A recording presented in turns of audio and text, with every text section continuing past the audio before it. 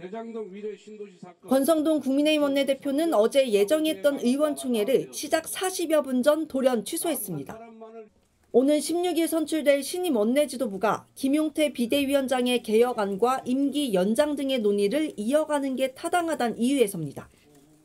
의원총회를 하게 되면은 지금 결론이 나지 않는 부분에 대해서 계속해서 서로 간의 의견이 왔다 갔다 하다 보면은 갈등이나 분쟁이 있는 것처럼 비칠 소지가 크기 때문에.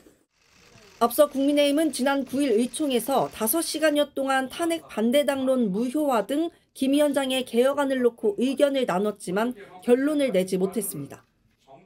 김용태 비대위원장은 사전 연락도 없이 알림 문자로 취소 통보를 받았다며 즉각 반발했습니다.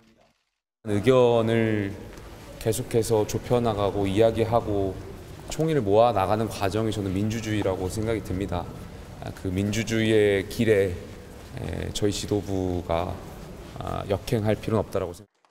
김 위원장이 개혁안으로 내걸었던 대선 후보 교체 시도에 대한 진상조사에 착수하면서 내용은 더 깊어지는 국면입니다.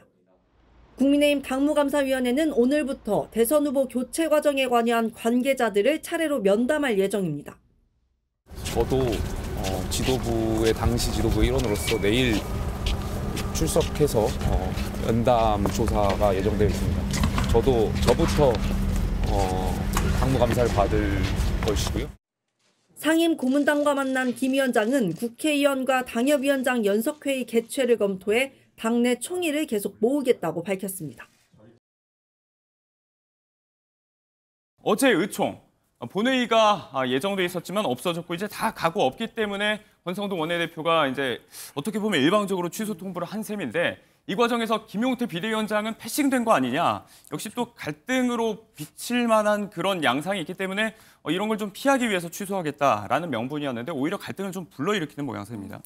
그러니까 의총이 오후에 열리는 것으로 김용태 비대위원장은 알고 있었는데 원내 지도부는 그 안에서 여기에 대해 논의를 하고 저희가 그 전에도 이미 의총을 했었습니다. 그런데 5시간 넘게 했습니다만 결과적으로는 어떤 통일된 안이 나오지도 않았고 그 과정에서 갈등만 국민들께 노출했다라는 판단이 있었던 것으로 보여요. 그래서 어제 의총은 결과적으로 취소를 했는데 김용태 비대위원장에게는 취소와 관련해서 뭐 서로 간에 의견을 묻는다거나 이런 과정이 없었다라는 것을 또 김용태 비대위원장이 SNS를 통해서 이야기를 했기 때문에 결과적으로는 권성동 원내대표가 보이고 싶지 않은 당내의 분란을 다시 보여주는 아이러니가 되었다라고 생각을 합니다. 근데 권성동 원내대표가 이야기하는 것은 다음 주 월요일에 저희도 원내대표 선거가 있거든요. 그러면은 원내대표가 새로 들어오면은 그때 새로운 지도부가 결정해야 될 부분들이다라고 이야기를 하는 겁니다. 김용태 비대위원장의 임기는 6월 30일까지이기 때문에 본인의 개혁이 완수될 때까지가 본인의 임기다라고 이야기하고 있습니다만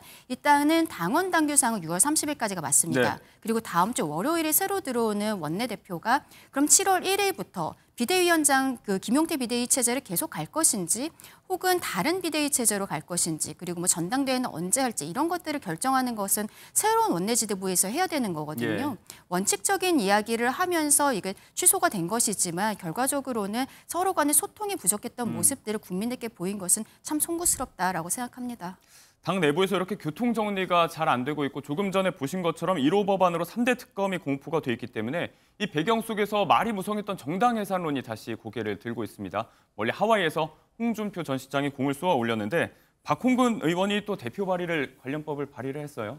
근데 이 부분은 좀 매우 조심스러운 부분이죠. 정당 해산이라고 하는 것이 그 국민들이 지지하고 있는 어떤 특정 정당을 해산하는 명령을 내려야 되는 부분이기 때문에 이 문제가 어떤 쟁점이 되는 것 자체에 대해서는 이재명 정부에서도 좀 우려스러운 측면들이 있을 거라 생각이 들어요. 왜냐하면 지금은 민생의 시간이라고 얘기하는 것이고 민생 회복을 위해서 모든 국민들이 좀 합심을 해야 되는 상황인데 이런 정치적 쟁점들이 부각되는 거에 대해서 조심스러울 수밖에 없는데요.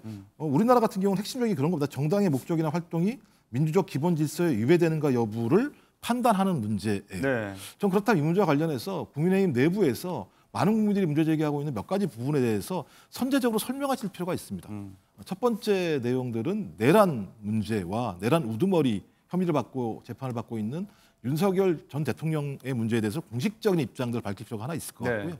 또 하나는 후보가 교체되는 과정에서의 논란이 많았어요. 이건 상당히 매우 반민주적인 형태가 있었단 말이에요. 그럼 이건 정당 해산 요건에 들어가는 내용이긴 합니다.